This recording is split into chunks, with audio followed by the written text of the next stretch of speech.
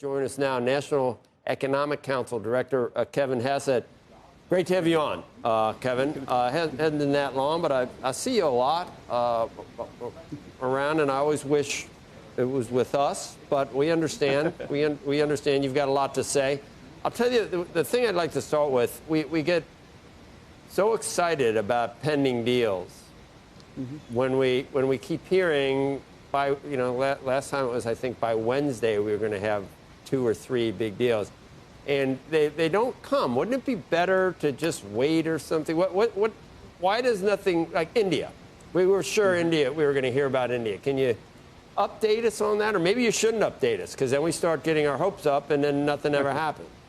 Right. The bottom line is that there have been ongoing negotiations with numerous countries and close to final deals that when the president reviews them, he wants more for the American people. We've got a guy who's the best deal maker in history, who made billions of dollars by, squeezing everything out of deals, and he's doing that for the American people right now. And so talks are ongoing. We've got a deadline, and we'll see how things land, but I know they're going to land in favor of the American people.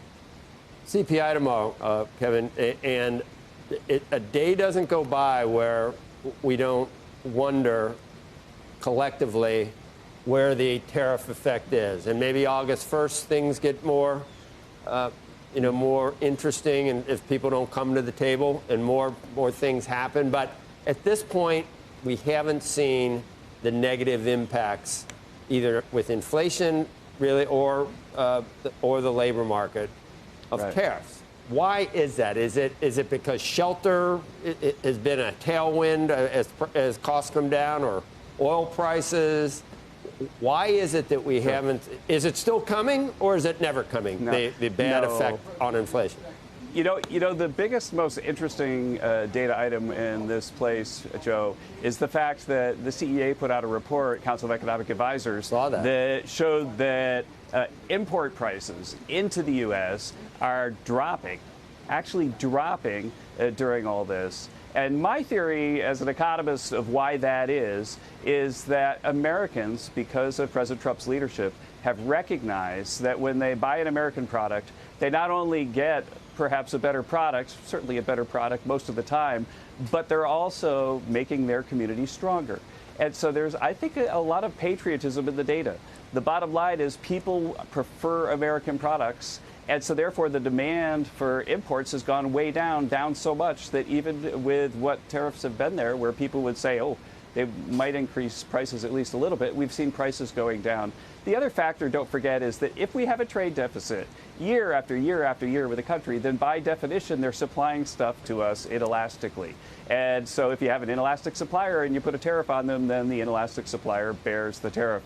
I think putting it all together, we haven't seen it in the data, and it's been long enough. It's been long enough, right? We've got hundreds of billions of dollars of tariffs coming in. The CBO says that we're now, with the things that are already in place, set for $3 trillion in tariffs over the next 10 years, just about.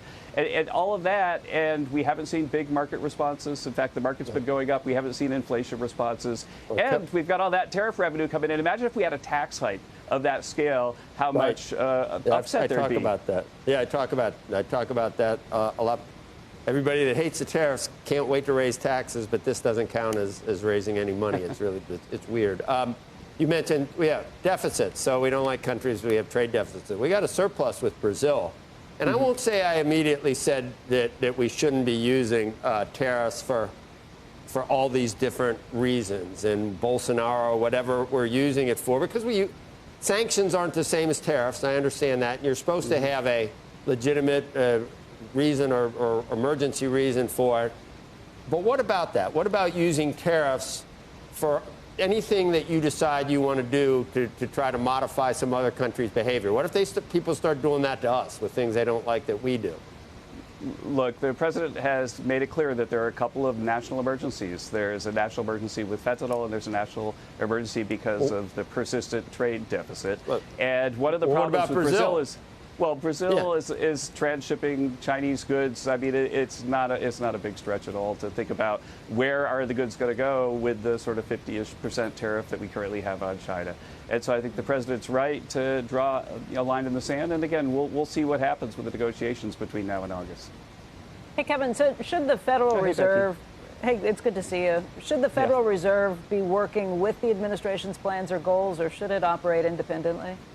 Oh, the Federal Reserve should be independent. The president has the right to voice his opinion.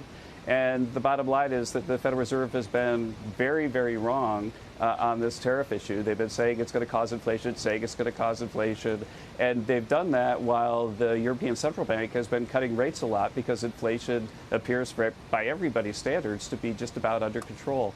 And so think about it this way. But Europe doesn't have the economy that we have. Kevin, Europe doesn't have the economy we have. We're in a much better position. If you look at their inflation. Growth. Oh, I'm sorry, Dick. If you look at their inflation and our inflation, it's almost spot on. It's almost exactly the same number. Right, but we have stronger economic growth. And it's come down. And it's come down. Yeah, but the growth is coming from supply side effects of Trump policies, which isn't inflationary. Kevin, I'm curious if you saw inflation goes down.